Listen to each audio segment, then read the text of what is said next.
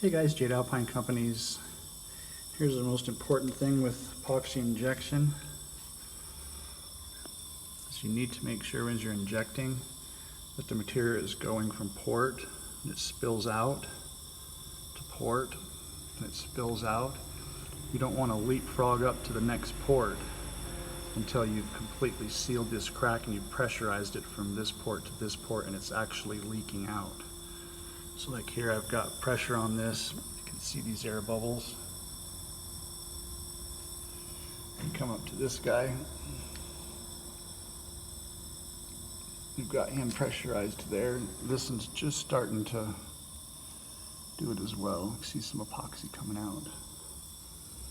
So now that we've got good pressure from here to here and it's leaking out, I'm going to turn this port off, plug into this guy, and continue pushing until we go up to there.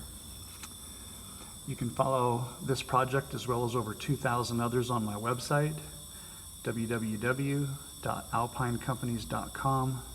Click on my YouTube link and check us out for epoxy. It's Jade Alpine, and I'll see you guys on the next one.